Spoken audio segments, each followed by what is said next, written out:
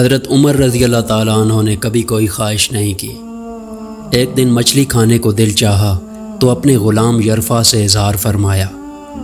یرفا آپ کا بڑا وفادار غلام تھا۔ ایک دن آپ نے فرمایا، یرفا آج مچھلی کھانے کو دل کرتا ہے، لیکن مسئلہ یہ ہے کہ 8 میل دور جانا پڑے گا دریا کے پاس مچھلی لینے، اور 8 میل واپس آنا پڑے گا مچھلی لے کے۔ پھر آپ نے فرمایا، رہنے دو، کھاتے ہی نہیں۔ ایک چھوٹی سی خواہش کے لیے اپنے آپ کو اتنی مشقت میں ڈالنا اچھا نہیں لگتا کہ 8 میل جانا اور پھر 8 میل واپس آنا صرف میری مچھلی کے لیے۔ چھوڑو یرفا، اگر قریب سے کوئی ملتی تو بات تھی۔ غلام کہتا ہے، میں کئی سالوں سے آپ کا خادم تھا، لیکن آپ نے کبھی کوئی خواہش ہی نہیں کی، پر آج جب آپ نے کوئی خواہش کی ہے تو میں نے دل میں خیال کیا کہ حضرت عمر فاروق نے پہلی مرتبہ خواہش کی ہے اور میں پوری نہ کروں، ایسا کیسے ہو سکتا ہے؟ غلام کہتا ہے، جناب عمر ظہر کی نماز پڑھنے گئے تو مجھے معلوم ہوا کہ ان کے پاس کچھ مہمان آئے ہوئے ہیں، اثر ان کی وہیں ہو جائے گی۔ غلام کہتا ہے کہ میں نے حضرت عمر کے پیچھے نماز پڑھی اور 2 رکعت سنت نماز پڑھ کر میں گھوڑے پر بیٹھا۔ عربی نسل کا گھوڑا تھا، دوڑا کر میں دریا پر پہنچ گیا۔ عربی نسل کے گھوڑے کو 8 میل کیا کہتے۔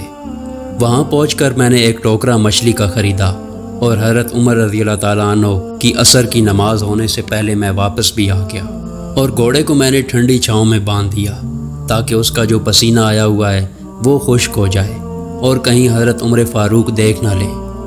غلام کہتا ہے کہ گھوڑے کا پسینہ تو خشک ہو گیا، پر پسینے کی وجہ سے گرد و غبار گھوڑے پر جم گیا تھا، جو واضح نظر آ رہا تھا کہ گھوڑا کہیں سفر پر گیا تھا۔ پھر میں نے سوچا کہ حضرت عمر فاروق رضی اللہ تعالیٰ عنہ دیکھ نہ لیں۔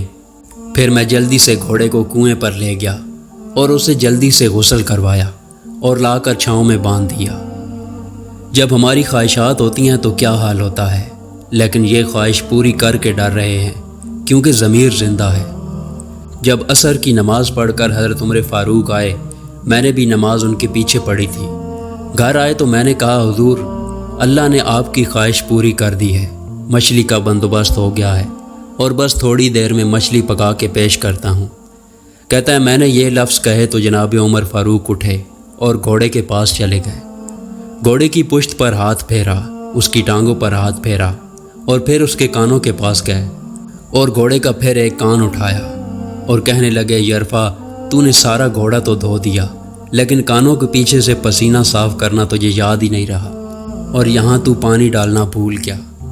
حضرت عمر فاروق رضی اللہ تعالیٰ عنہ گھٹنوں کے بل زمین پر بیٹھ گئے اور کہنے لگے، او یار یرفا ادھر آ، تیری وفا میں مجھے کوئی شک نہیں ہے، اور میں کوئی زیادہ نیک آدمی بھی نہیں، کوئی پرہیزگار بھی نہیں ہوں، میں تو دعائیں مانگتا ہوں، اے اللہ میری نیکیاں اور برائیاں برابر کر کے مجھے معاف فرما دے۔ میں نے کوئی زیادہ تقوی اختیار نہیں کیا، اور بات کو جاری رکھتے ہوئے فرمانے لگے، یار ایک بات تو بتا، اگر یہ گھوڑا قیامت کے دن اللہ کی بارگاہ میں فریاد کرے کہ یا اللہ عمر نے مجھے اپنی ایک خواہش پوری کرنے کے لیے 16 میل کا سفر طے کرایا، اے اللہ میں جانور تھا، بے زبان تھا، 16 میل کا سفر ایک خواہش پوری کرنے کے لیے، تو پھر یرفا تو بتا میرے جیسا وجود کا کمزور آدمی مالک کے حضور گھوڑے کے سوال کا کیسے جواب دے گا؟ یرفا کہتا ہے، میں اپنے باپ کے فوت ہونے پر اتنا نہیں رویا تھا جتنا آج رویا۔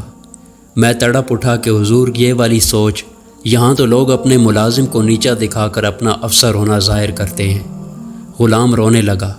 حضرت عمر فاروق رضی اللہ تعالیٰ عنہ کہنے لگے، اب اس طرح کر گھوڑے کو تھوڑا سا چارہ اضافی ڈال دے، اور یہ جو مچھلی لے کے آئے ہو اسے مدینے کے غریب گھروں میں تقسیم کر دو، اور انہیں یہ مچھلی دے کر کہنا کہ تیری بخشش کی بھی دعا کرے اور عمر کی معافی کی بھی دعا کرے۔ سبحان اللہ۔